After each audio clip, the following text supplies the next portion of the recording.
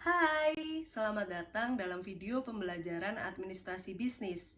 Hari ini bersama saya, Clarissa Yovia Ningtyas, kita akan mempelajari mengenai perkenalan dari administrasi bisnis. Mari kita mulai. Pertama-tama, kita mulai dulu dari definisi dari administrasi. Apa itu administrasi?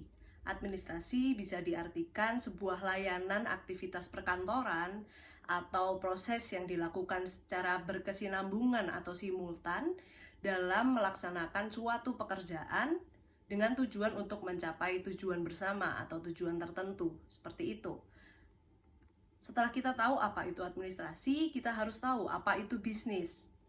Nah, seperti yang kita tahu, bisnis adalah sesuatu upaya atau segala kegiatan yang terorganisir dalam memproduksi maupun menjual barang atau jasa dengan tujuan untuk mendapatkan keuntungan atau laba. Sehingga dapat disimpulkan definisi operasional dari sebuah bisnis adalah yang pertama merupakan aktivitas sebuah institusi yang memproduksi maupun menjual barang atau jasa. Yang kedua, untuk memenuhi kebutuhan atau keinginan dari pasar ataupun konsumen. Yang ketiga, untuk memperoleh laba atau keuntungan finansial.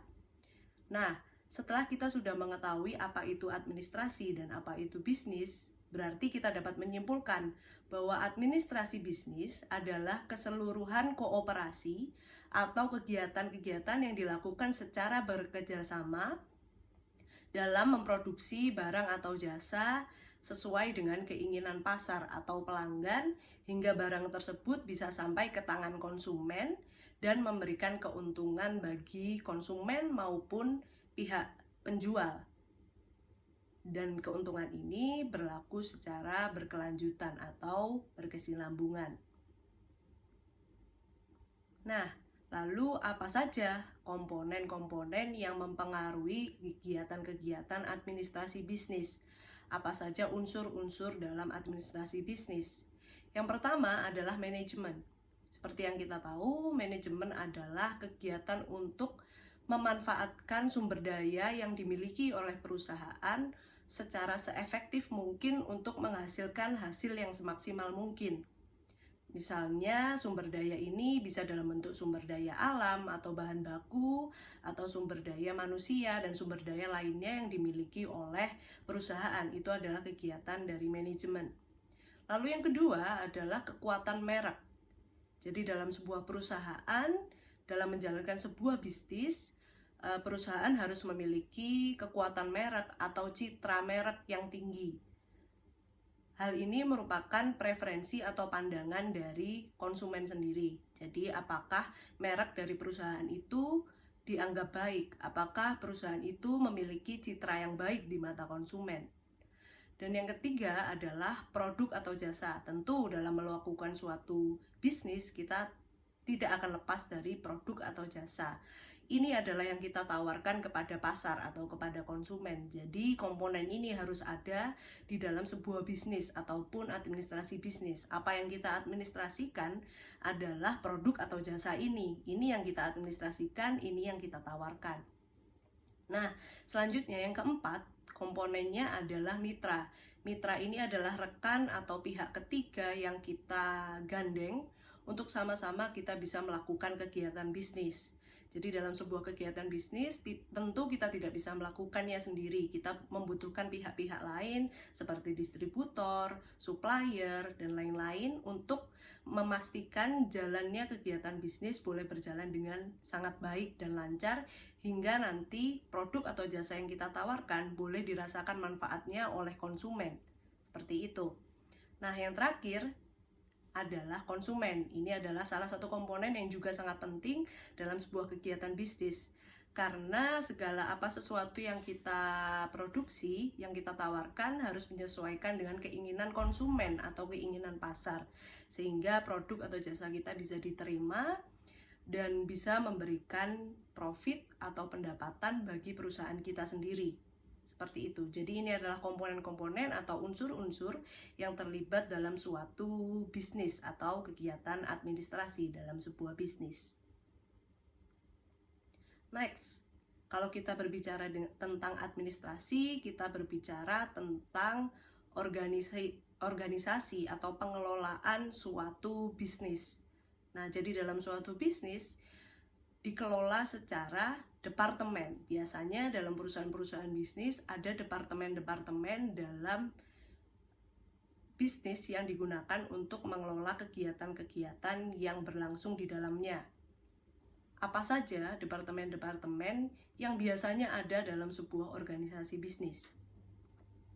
Nah, biasanya umumnya bentuk dari departemen-departemen organisasi bisnis itu adalah seperti ini.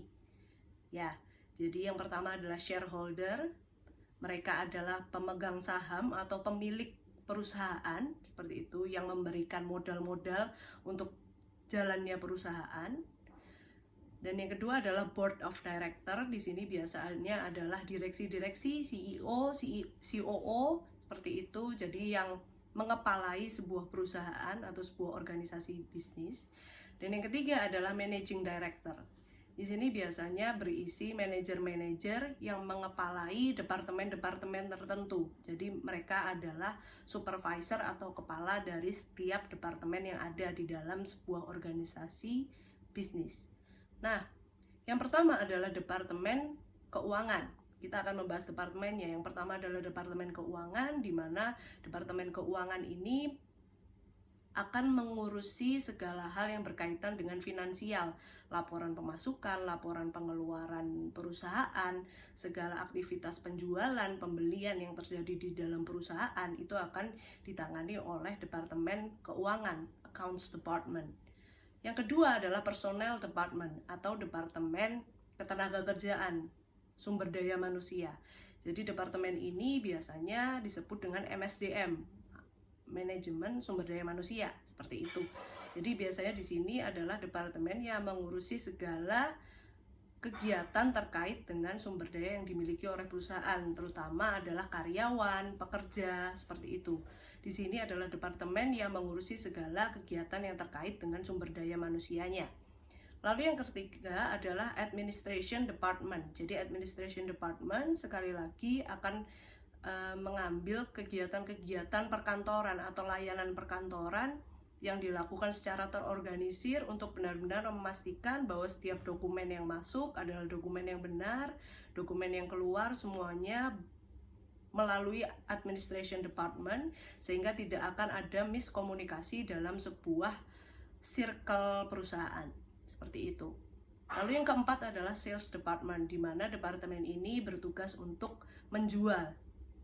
Jadi segala aktivitas seperti promosi, segala aktivitas seperti mencari klien, mencari konsumen itu terjadi dalam sales department atau departemen penjualan.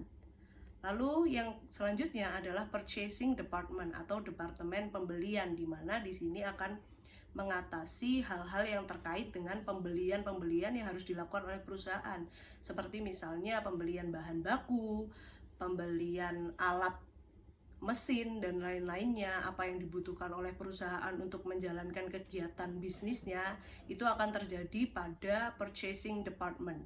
Jadi di mana pembelian atau perusahaan mengeluarkan uang itu semuanya pasti ada di dalam purchasing department. Lalu yang terakhir yang juga penting adalah production department atau departemen produksi.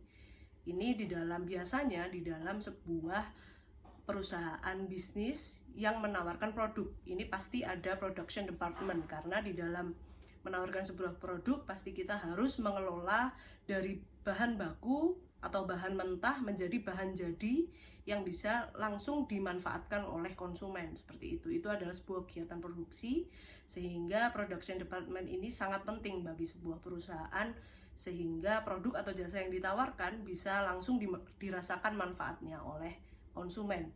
Jadi teman-teman, ini adalah beberapa departemen yang umumnya ada di dalam sebuah perusahaan atau organisasi bisnis.